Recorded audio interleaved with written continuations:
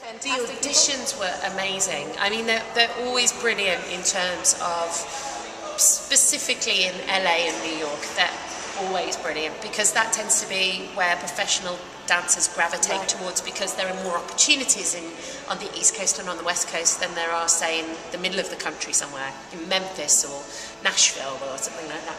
But the other really interesting thing is sometimes you get real gems in these kind of much smaller towns that haven't branched out yet and haven't made that move, but they've got real raw talent that just needs to be nurtured a little bit, and actually that's really interesting too.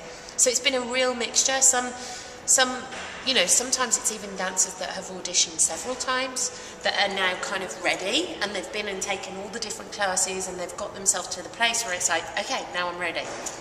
Because I think there's a certain, you have to have a certain maturity to come on the show as well, I think, and sometimes that just takes a little bit of time. One guy who literally, this was in New York actually, and he jumped from a balcony onto the stage.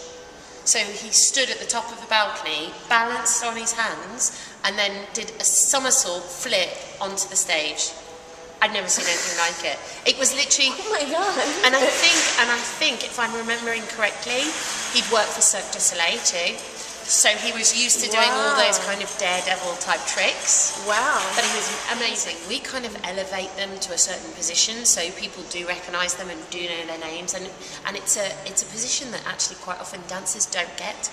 You know, if I said to you, name me 10 famous pop singers, you could do it instantly. If I said name me 10 famous dancers, you could probably do it, but it would take you a bit longer, and you would. And you know, they're normally the guys that they're normally the team players. They're normally the backup people, and quite often they're underappreciated and they're overworked and they're underpaid and all those kind of things. And so it's nice for them to be elevated onto the stage and be fully appreciated. And then what they do is they use everything that they've learned, they use the platform that they've been given, and then they can do whatever they want with it. For some kids, all they want to do is go back to their hometown and open a cute dance studio and do that, and that's what they want to do. Other people want to go to Broadway, other people want to be in Snoop Dogg's new video, other people want to be in Fame or in Step Up 3 or whatever it is. And I think that choice is then very personal for each individual dancer. And it's to know what your strengths are, where do your strengths lie, what is going to make you most happy. And that's incredibly personal, and that's down to each individual dancer.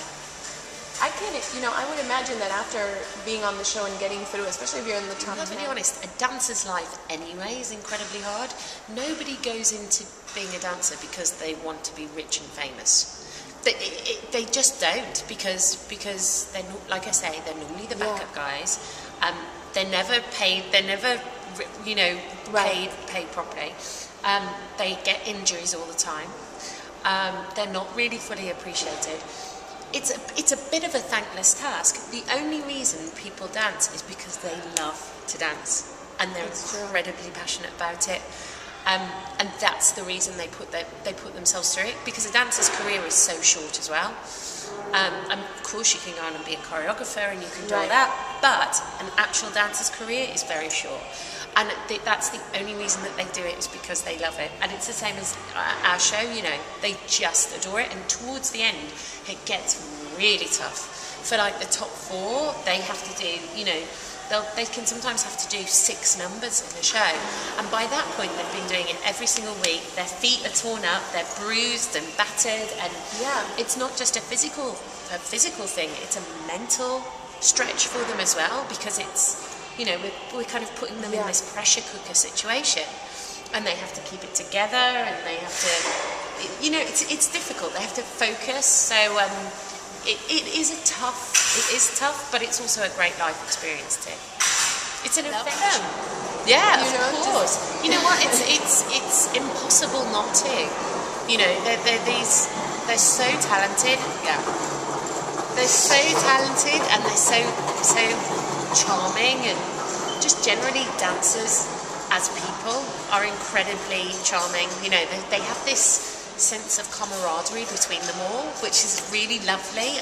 When I first started, before I started the show, I so expected the auditions to be really cutthroat and competitive, and for everybody to have kind of ambition in their eyes and just kind of not really think about anybody else, and it was just really going to be every man for himself. And it's not that way at all with dancers. It's really strange. They're a real, as a breed, they're very kind of, they're a team. You know, it's very, very team-like. And even when people were standing in line and they've just met each other, someone will hold someone's place in the queue while someone goes and does a coffee run, or they've shown each other moves, or I don't know. It's a lovely thing, you know. So it would be very, very difficult for me not to get attached to them. Very, very difficult. And you have to remember that this is going to be something that they are going to remember for the rest of their lives. And they're actually going to show the DVDs to their kids and to their grandkids, and they'll be going, this is when I was thinner and younger and more fabulous. And the grandkids will be there like, oh really? Do we have to watch this again? And you know what? I just want to make it as a great experience for them, and an experience that they remember fondly. Because then it's above and beyond a TV show. It's about someone having an adventure and taking a chance and accomplishing something. And I don't know, I would like them to remember that whole experience fondly as people. For me, because it means that I only have to deal with one person going home every week, instead of having a double hit on a Thursday night where like bam, bam, just one can leave. So then I won't get as upset, I think. It's pretty terrible. It's pretty bad. I mean, literally, put it this way, my makeup artist always puts waterproof mascara on me. And she said, like, if you cry, Deeley, she said, if you cry, I'm going to pinch you so hard. She said, if you come off this stage looking like a member of Kiss, she says, I'm going to kill you, Deeley. So I'm like, okay, I won't, I'll try not to. Oh, it's so hard though. But, you know, it's one of those things, there can only be one winner. Right. But on saying that, you know, the opportunity of even being on the stage there and what you can do with that opportunity is amazing too. So there can only be one winner, but I think it's more of the experience of it actually that's the big draw.